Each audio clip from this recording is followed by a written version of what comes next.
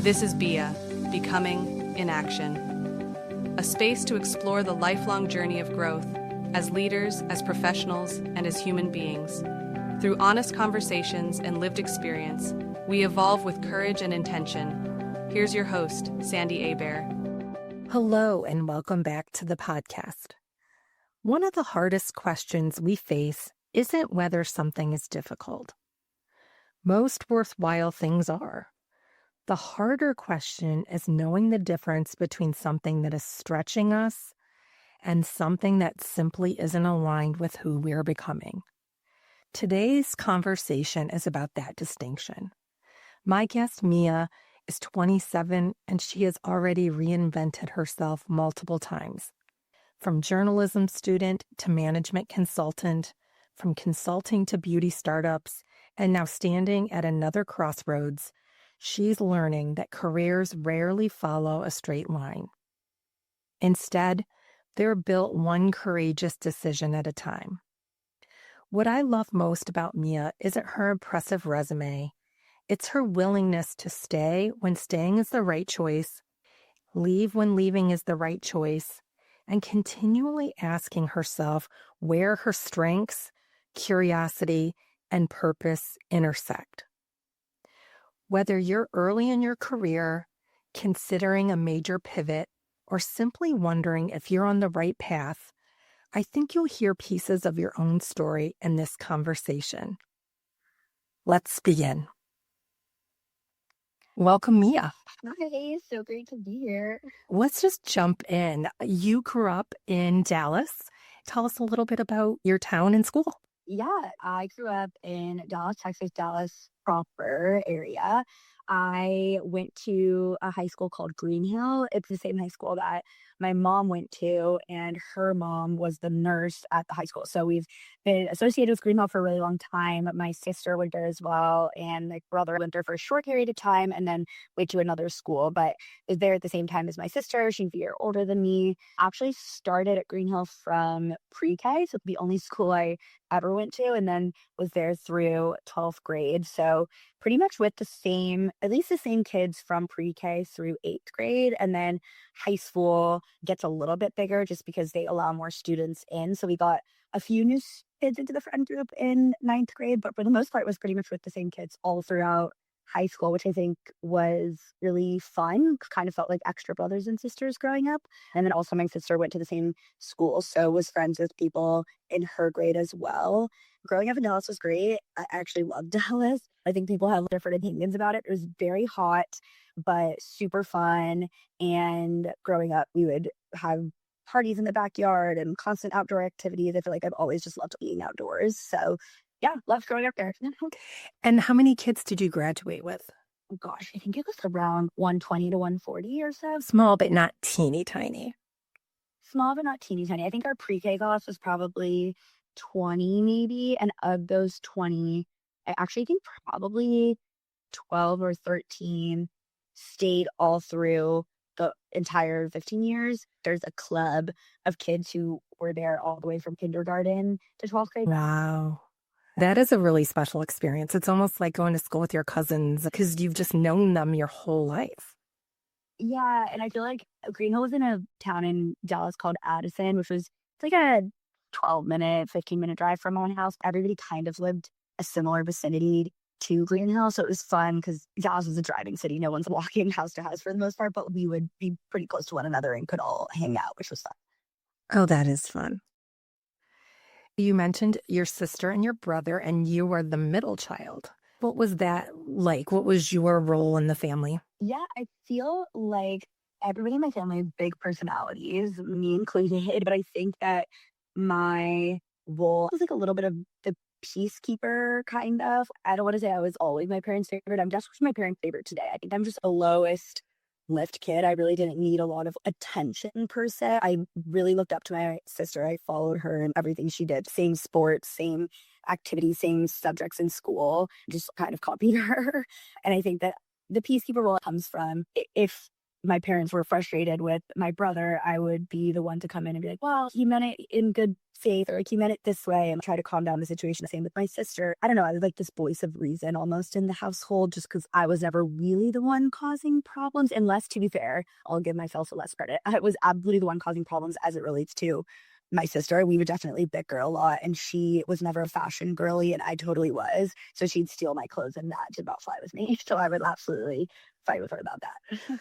And you're just a year apart. So that's really close. And Totally. it makes the dynamic interesting. It's complicated. Yeah, I don't think she loved that I copied her. I think that was always a bit of a point of contention. It's hard when you're so close in age, and if you copy everything your sister does, you're just going to effectually do it better, because I see the mistakes she would make in like taking a class with a certain professor, and maybe she should have taken it with another one. So I would take that class, but with the professor who gives better grades or like whatever, just because I learned and would in essence get a better grade, but not because I was any better, just because I learned from her mistakes. And I think that always grinded her gears a little bit. It's always hard being the oldest, kind of forging the way. And I know my oldest always says the oldest is never the cool kid. It's the younger siblings. Yeah, Lane, my sister would probably agree. It's funny, our dynamic today is really good. I would say best friends today. And I think that it's cute. She almost looks up to me for the fashion stuff. Whereas back then, I think it was almost like a frustration thing, but she doesn't really care these days. She's like, Mia just likes the fashion stuff more. So I'm going to defer to her on that. It's nice when you can have your own lane. Totally. As you started to think about going to university, what was that process like? Growing up, always had this vision of California. I always wanted to go to California. So when I was time to think about school, Stanford was by far my first choice. I was really a high achiever, but for some reason, when I saw that the number of essays required for Stanford was 5, and for every other school, I think it was 2, I was like, oh my God, that's a lot of essays. Plus, I did know that there was 2 kids in my class who were getting recruited to Stanford for sports, and my school just wasn't really a feeder into Stanford. We had good relationships with some other top colleges, but Stanford wasn't really one of them. So I was like, the likelihood that I get into Stanford is pretty low because they're already taking 2 athletes. I made this decision that I wasn't going to do the 5. It was just too much effort, I guess. And so I was like, okay, scrapping the Stanford dream. I'm going to go to USC, which is another school in California. Was very excited about it. One of my best friends from school, Maddie, was also wanting to go to USC. And I was like, perfect. Me and Maddie will go to USC. Maddie's older sister was there. She was in a top sorority. I was like, we're going to run this place. And that was where I planned on going. And as a, I don't want to say a backup because it's a great school, but I had gotten into Texas Business Honors Program, which is a great program. And I was like, if I don't get into USC, I'll go to Texas. And my parents were pretty uninvolved, I would say, in my college process up until around 2 weeks before the early decision deadline, which for anybody who doesn't know, it's a way to potentially signal to a school that you are really excited about them is by applying early decision, but it's a binding application. So if you get in, you have to go. I never thought about going early decision anywhere because I'm too indecisive, and that was just never on my radar, even though my sister had gone early decision to Vanderbilt. I was like, I'm going to USC or I'm going to Texas. And then 2 weeks before the ED deadline for all these schools, my parents were like, where are you applying to school? And I was like, Texas and USC. I don't know what it was, but my mom was like, absolutely not. And I was like, what do you mean? I'm so excited about USC. But she just had a little bit of foresight, I think, and she knew I'm a social butterfly and was like, you're just going to care only about social and sorority and social life there, and you're not going to focus on school. And all of your friends are going to Texas, so you're just going to fall into the same friend groups at Texas. College is a place to push yourself. You need to apply somewhere ED.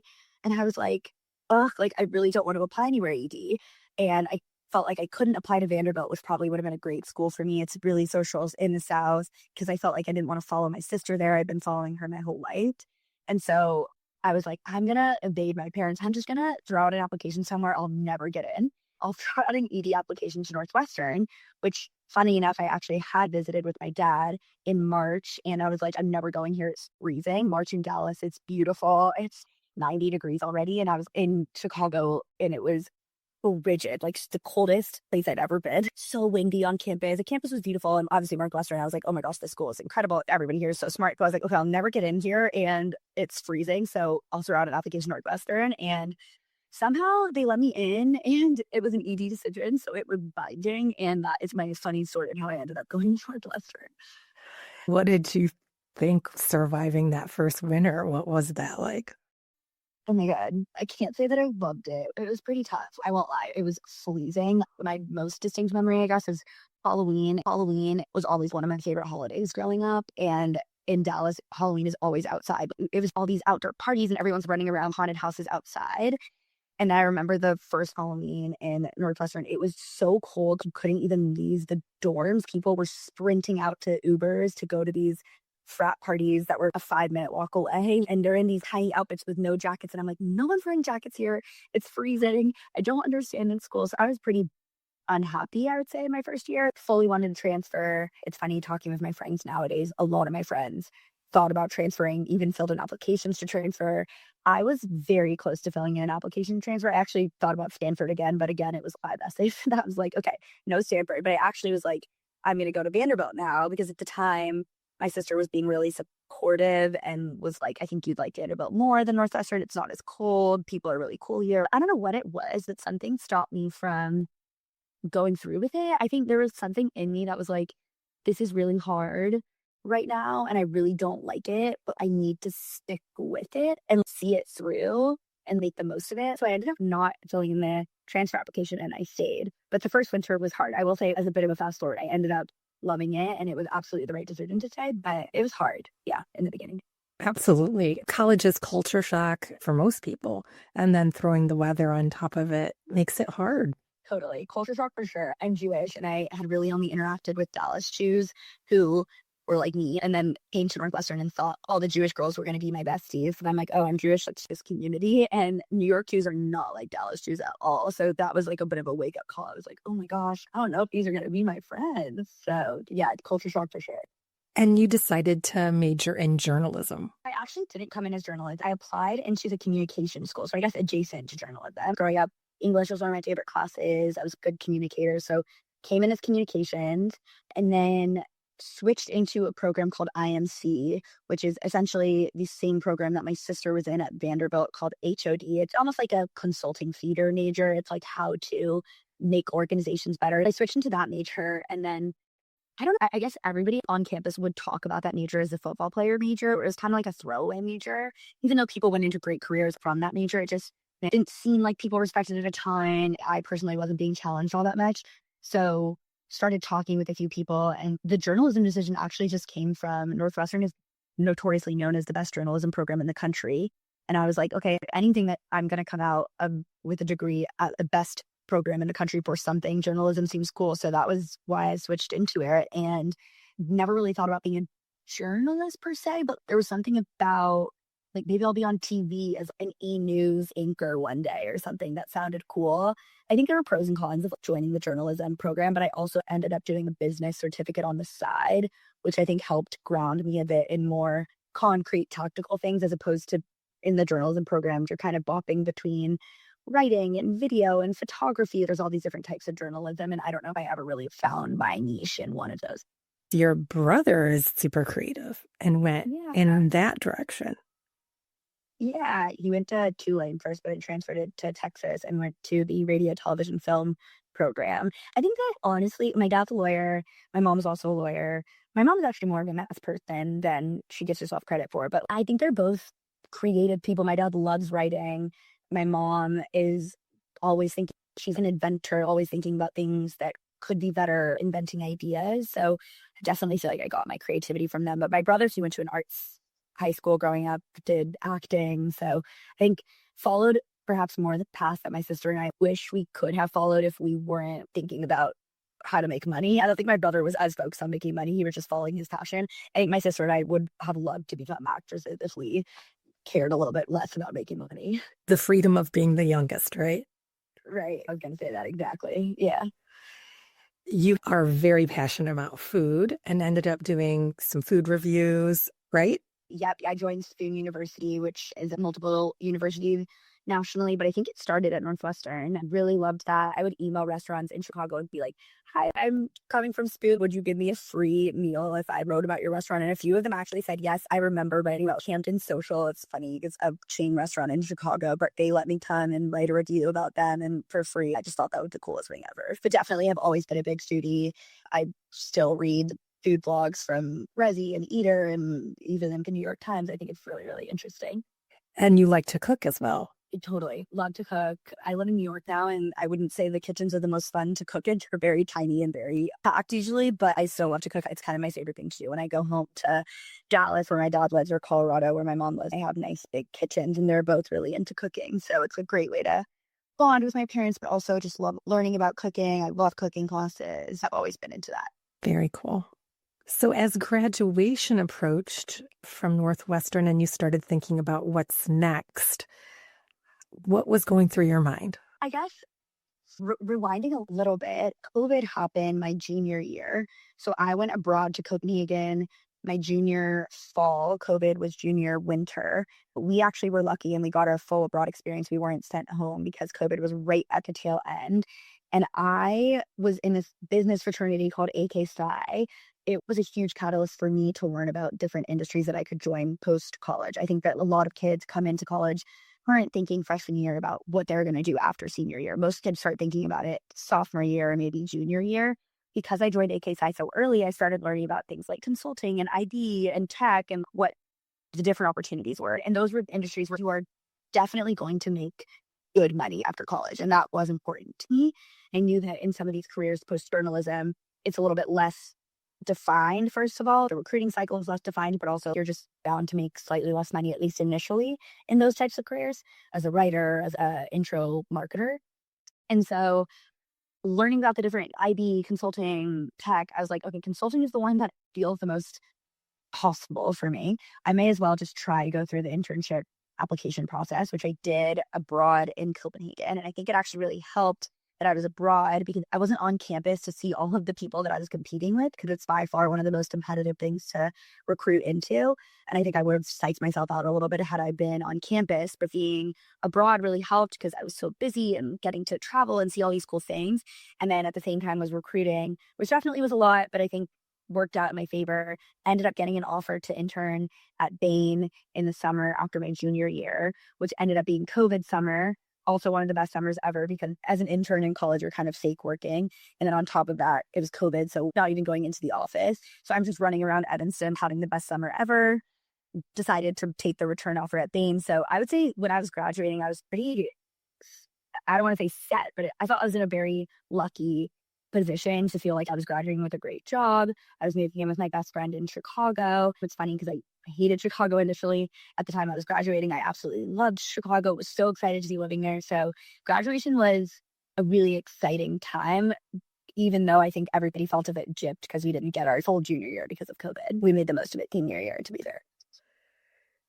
As you were going through that recruiting cycle, what did that conversation look like that you were coming from this journalism major into consulting? I pitched it in a way that I think was really smart. And I do think, to Bain's credit, they're not just looking for econ majors. They really do want a diverse class of people from different backgrounds. So I don't think they were so turned off by the journalism thing. But the way that I pitched it was, as a journalism major, you are effectually aggregating a large set of data into a really compelling story. And that is what you're doing in consulting as well. And you need to have buy-in from your client in order to convince them that the story you're telling them is the right one. And I think as a journalist, you want to tell the story that the reader is going to feel most compelled by, convinced by, or interested to keep reading. That mechanism and way of thinking translates really well to consulting. And I think they really resonated with that. On top of all of that, though, they say that networking doesn't have a huge impact on your application and consulting. I would maybe dispute that a little bit. I was a all-star networker and really networked with everybody that I possibly could to show that I was interested in that role. I think that having people behind the scenes who were rooting for me was really helpful in securing that internship because, transparently, I definitely did not have the resume that some other people had applying to Bain. But I think that having those people rooting for me, having a really interesting tie-in with journalism was helpful. And then on top of that, you do casing. I think I was a decently okay caser. Obviously, you had to have been because you would not have gotten hired without that as well. Fair enough. Fair enough. I was terrible, more personality higher than anything, but yeah, I was okay. This is really one of my favorite parts of your journey because I think women in particular, especially my age, often undersell their skills, often feel like they don't meet the requirements, even when they do. From the outside, it appears you're just so confident and able to sell yourself so well and use your networking, which is amazing. What do you think gave you the gravitas to do that? It's funny. People tell me that I project confidence. I think that's a good thing. I like that part of myself. I think that I would encourage women to project confidence, even though maybe you're not feeling it internally. I just think it does good things for women when women are showing up confidently in the world. What contributes to that? I think growing up in a really comfortable setting, I was with the same people all throughout high school. It gave me a lot of freedom to be myself and also come into myself in a comfortable setting.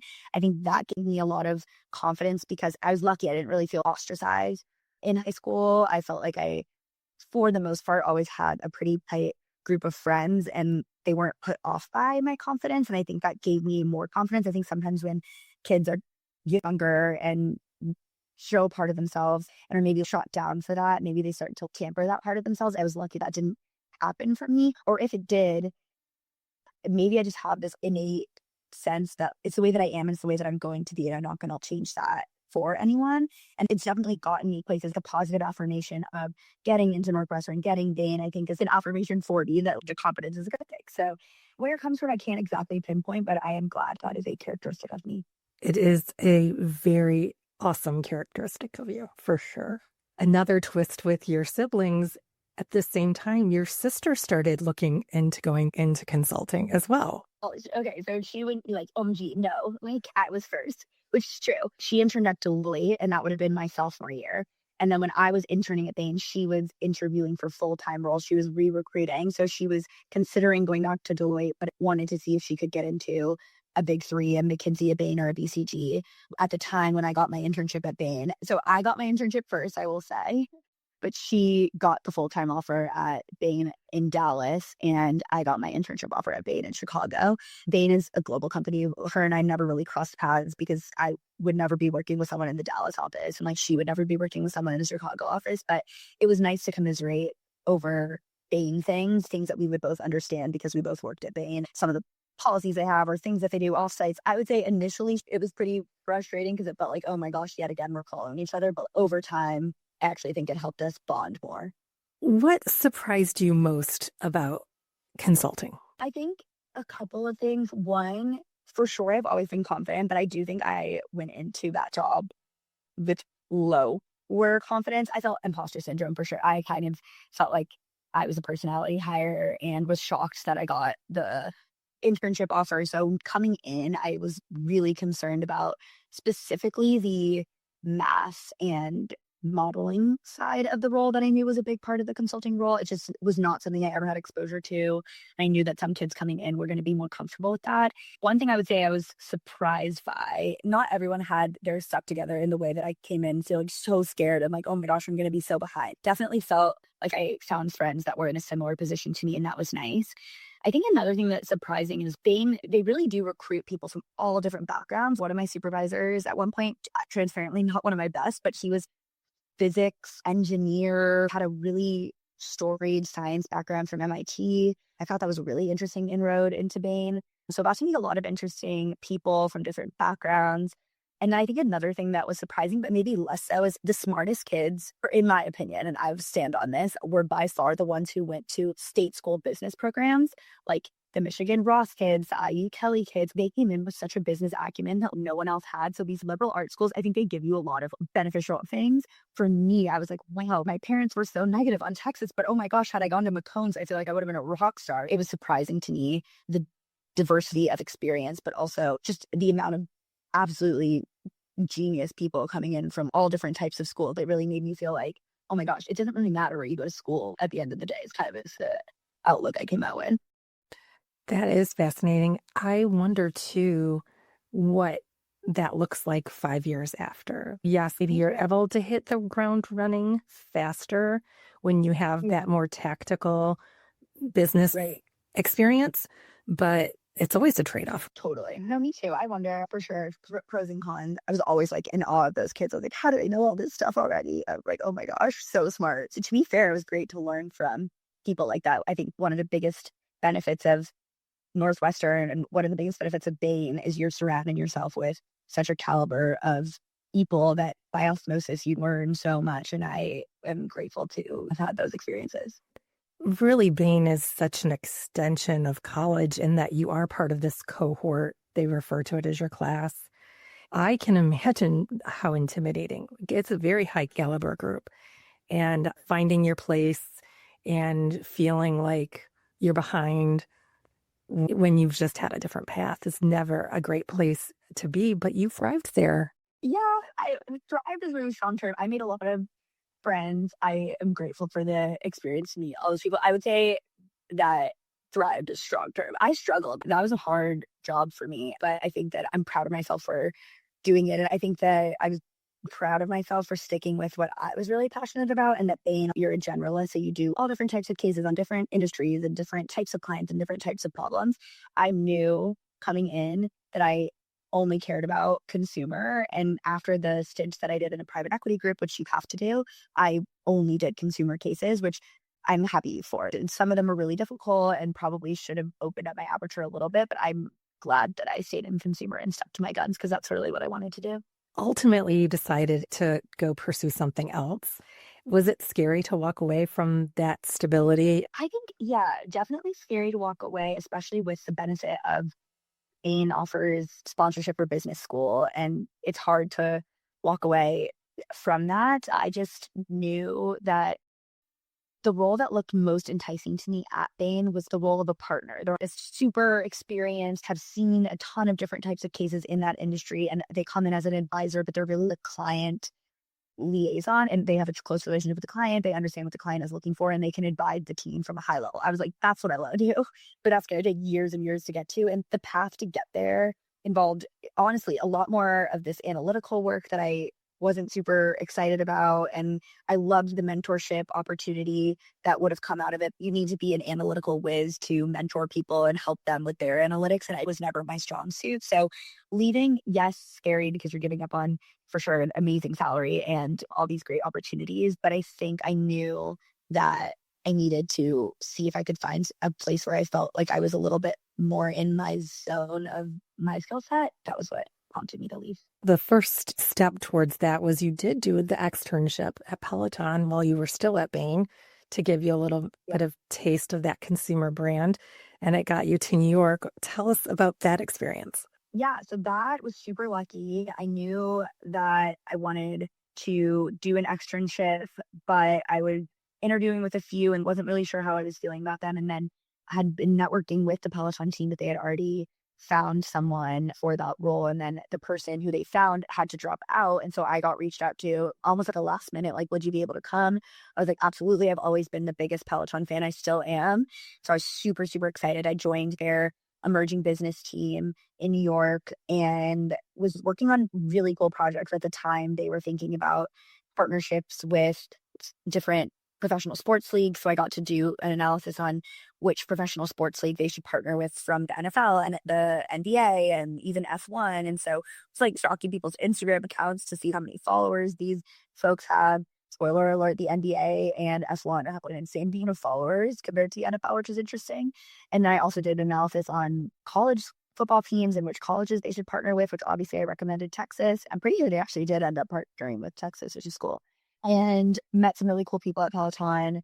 I got to spend 6 months in New York, which was exciting. And I had, at the time, a few friends that had moved there post-college, and then more and more friends from Chicago who had moved from Northwestern were starting to think about moving to New York. So it was cool. We were there at a really fun time. I think I came in the late spring and got to stay through the summer.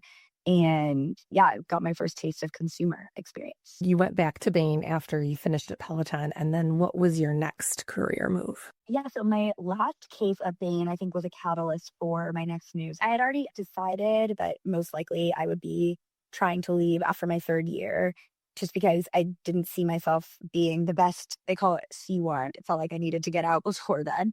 And so I started recruiting. My last case at Bain, though, ended up being for a at-home hair coloring startup, which Bain really never gets to consult for startups. Obviously, Bain's really expensive and startups can't really afford Bain, but one of Bain's corporate clients had acquired this startup. At-home hair color was doing amazing during COVID, but post-COVID wasn't doing as well. And so they were trying to figure out what to do with this business. And that case was just so cool because unlike some of my other cases, the change that we were suggesting for this brand, they were taking our advice and implementing it the next day. We would advise them to do something on their website and it would be changed the next day. We would talk directly with the founding team. On top of all of this, the client was based in LA and I've always been like obsessed with LA. I kind of spoke about California and this obsession with California. So we got to travel out to LA and we were having the salad that the Kardashians had. Our team was all girls. It was just so surreal. Best case, loved it. But that was really atypical for Bain. I knew that was not going to be my experience moving forward because most of their clients are just bigger.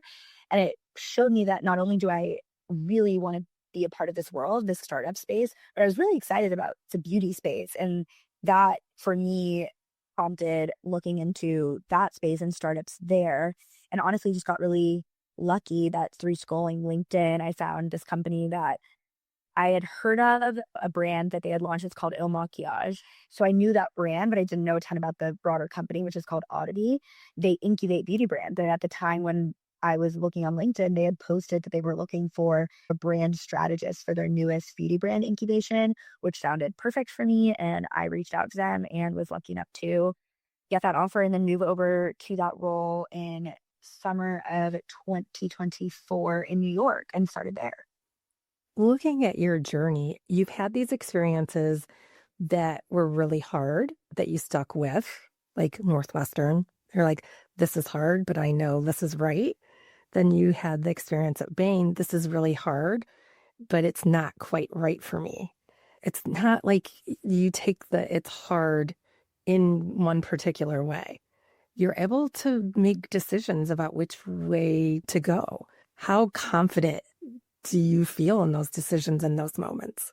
I cannot say I feel confident in those decisions in those moments. I think that there is something to be said for sticking with hard things. I think that you learn a lot when things are hard. But there's a difference between when something is hard and when something is not right for you. If you teach yourself to be motivated by hard things, like one of my favorite Peloton instructors is Jess Sims, and our class, she's like, I can do hard thing.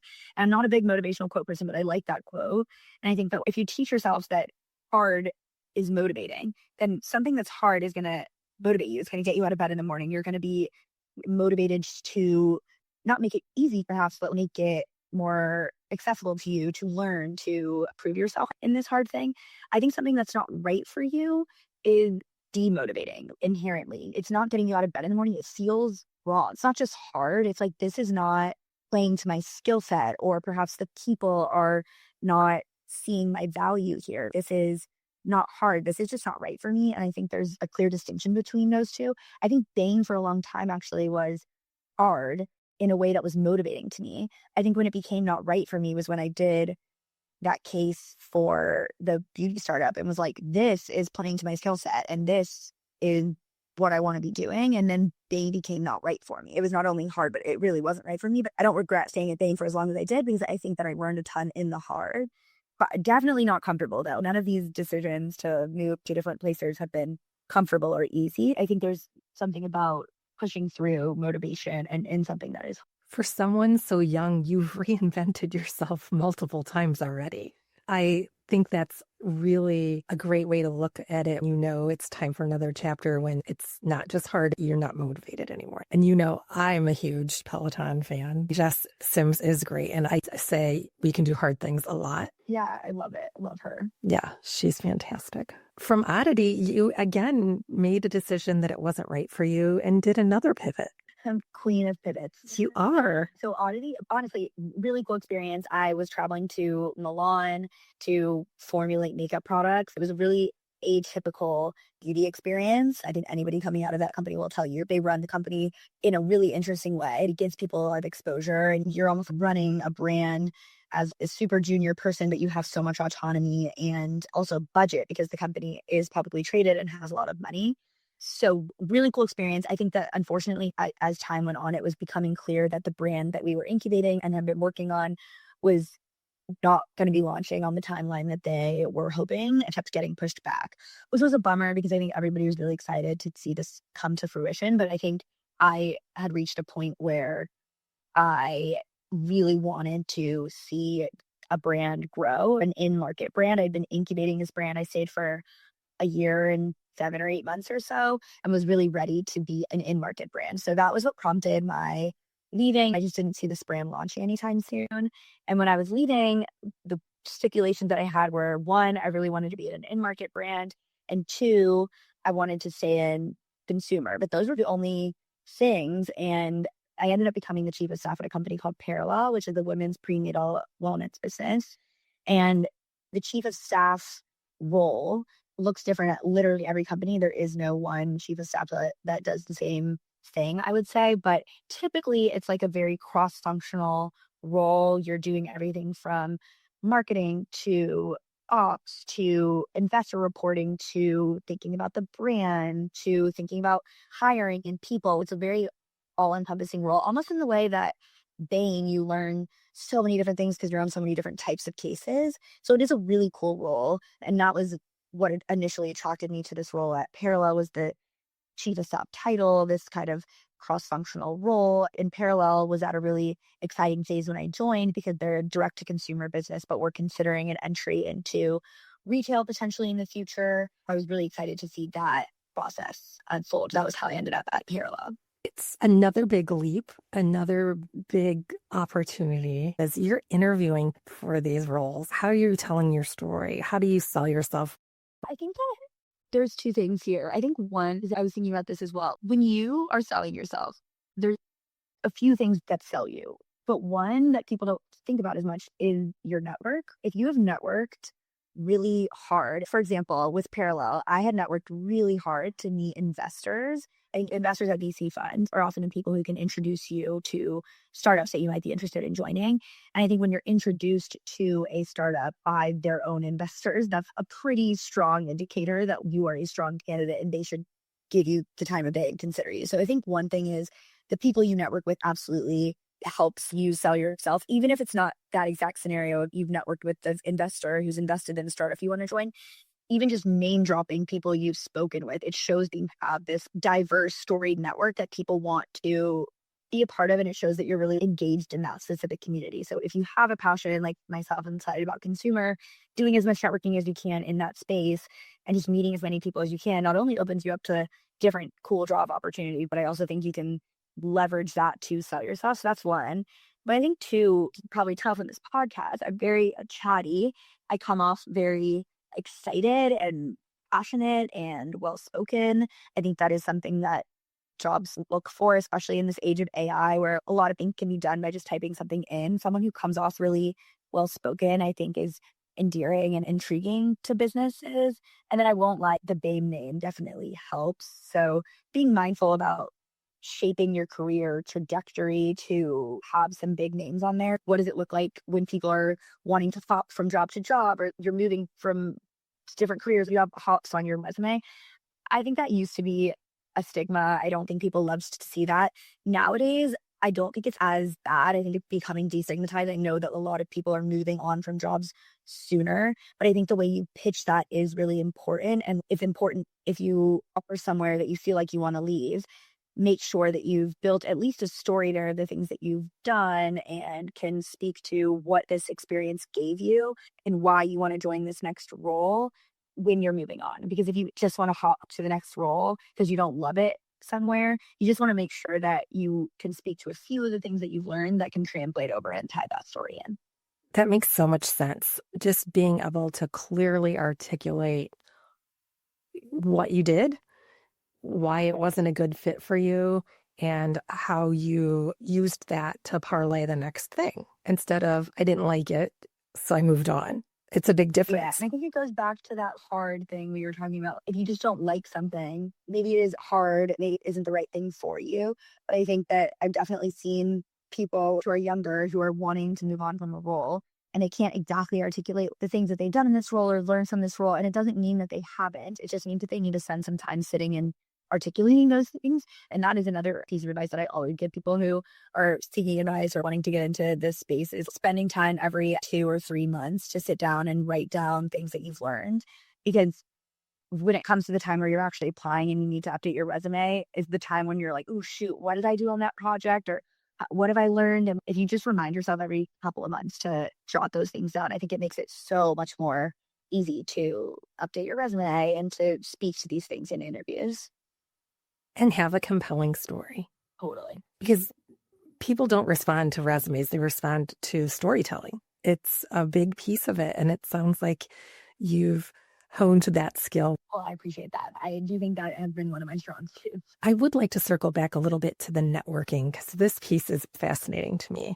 As someone who struggles with building up my network, how have you accomplished that? Give me a little more detail. Totally. I am the biggest yes woman when it comes to networking. People get opportunities to attend a breakfast or a coffee chat or something. And it's like, ugh, like this is a drag today, or I have other things I could be doing. I never have come out of a coffee chat or a lunch or a breakfast or something I've attended and been like, ugh, I wish I didn't go to that. I always am glad I went. I feel like 90% of the time I need an interesting contact. I'm really good about connecting with people on LinkedIn.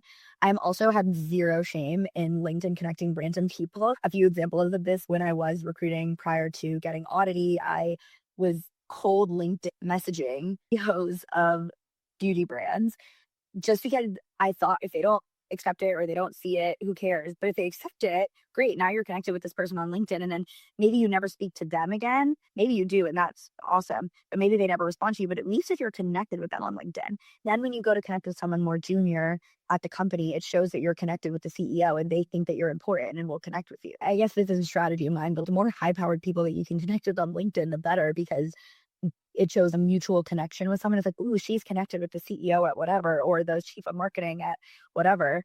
I should probably speak with her. So that's one way that I'm connected with people. And honestly, I've been really lucky to actually get responses on LinkedIn. I think some people say, oh, it's horrible, I never hear back from people on LinkedIn. I think it takes a lot of people. I reach out to tons of people when I'm recruiting or trying to network. So don't be disheartened by the few people who don't respond, because I think if you send out enough messages. I just sat down with my brother, actually, who's a couple years younger, and we did this whole career session where I just went through his LinkedIn and did some strategic things. He went to Texas, so we filtered on Texas alumni who are in film production, which is what he does, and who are based in the New York area. And then we scrolled through and specifically chose people who might be interesting for him to reach out to. And he's already received a few responses from that. I think it's being strategic on LinkedIn, but also having no shame, because who cares? That's great advice, and I am going to take it. You're finding yourself at another crossroads with some decisions to make. What's your next leap going to look like? Oh my gosh. Well, hopefully my next week will be lovely, because I'm going to be in Nantucket with my family. But my next week is going to be stressful because I think the crossroads that I'm at is I am debating attending business school this fall. I did a deferred enrollment program at Northwestern Kellogg back when I was an undergrad, and I think it's an incredible school. I also think that there's a ton of considerations around whether or not to go to business school. And at this point in my career, with what I want to do, which is one day start my own brand, I think there's a ton of reasons why to go to business school. It's a great learning ground for entrepreneurship. It is a great place to meet people who might be doing a similar thing. It's also just time to start something. So those were all reasons why I'm considering it. And at the same time, the type of brand I want to launch is probably a brand that should get launched in New York. The founder community here is so strong. So I absolutely could form that same type of community for myself here. And in the same vein, I could join a startup where I specifically join to learn the skills that I feel like I need to learn in order to start my business.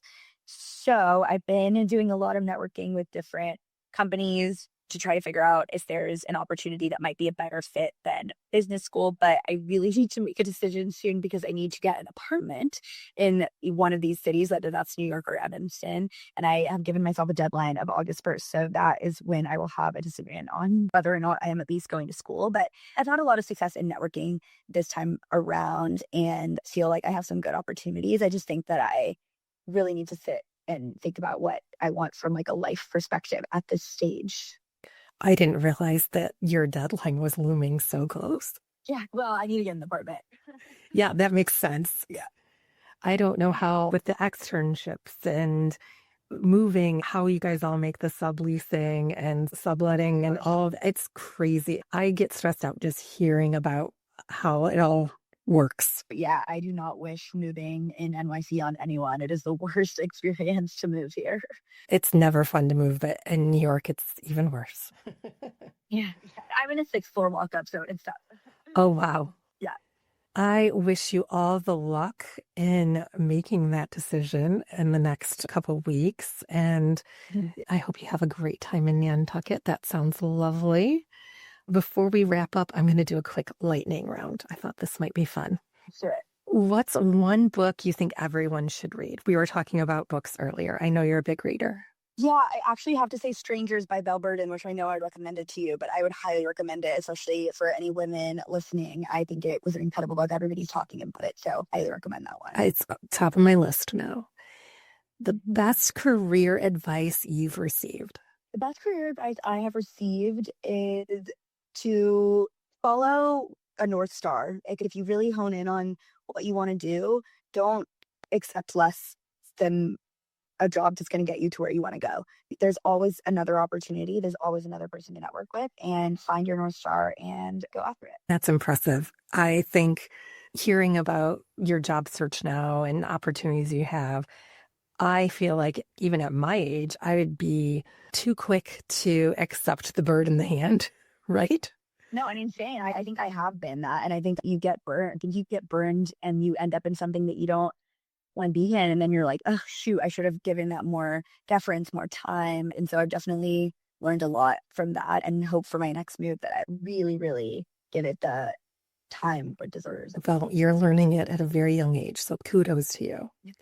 What's the worst career advice you've received? The worst career advice I've received is to not ask for help. I remember there was a time when I was like, just stick with it, try to figure it out. Don't signal that you need help. I think that's the worst thing you can do. I actually think that's part of why I got Bain, is during my interview process, I was very candid in a casing situation to ask for help or explain my thought process, but asked fair advice on where I should go next. I think that collaboration is super important in any work setting. And I think that when you signal that you want to work together, it actually builds a bridge between coworkers, between colleagues, that I think is actually really important for business setting.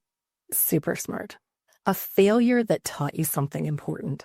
This recent, but when I joined Parallel, I was hoping the role would be a little bit more cross-functional than it ended up being. And I think that the role is more analytics, more data. It's really not my strong suit. And I think I had already learned that from Bain. But what we were just talking about, taking something because it was given or because it was presented to you, this chief of staff thing was really enticing to me. I learned coming out of this experience at Parallel that is North Star thing. It's really important when you learn a lesson to internalize that lesson. I knew coming out of Bain that I wasn't excited about data analytics.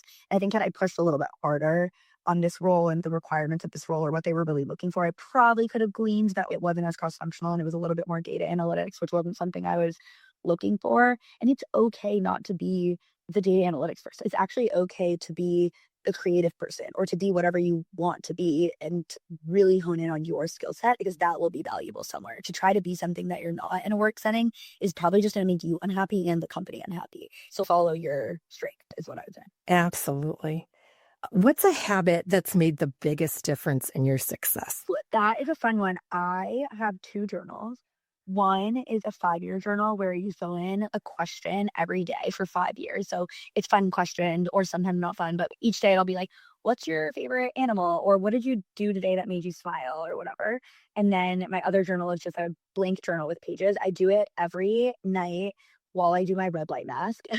And I think it is so grounding. I love reading back on my reflection sometimes. It's taught me so much about the way I think and the way that I show up or things that make me happy. I really recommend finding time to journal, giving time to yourself. And I love the 5-year thing because it's just fun. The one yesterday was, what do you run on? Like, what are things that like make your life go around? And I try not to read previous year's responses to be myself in 2026. And so I answered, and then you look up at the answers from the past 4 years, and it's literally the exact same thing with that same punctuation. So it was like, what do you run on? And it's peanut butter. I'm obsessed with peanut butter. And about peanut butter with an exclamation point.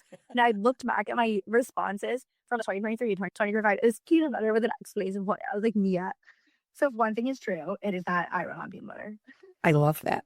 What is one word that describes this season of your life? chaotic. Andy is chaotic But it sounds like you're enjoying the chaos to some extent.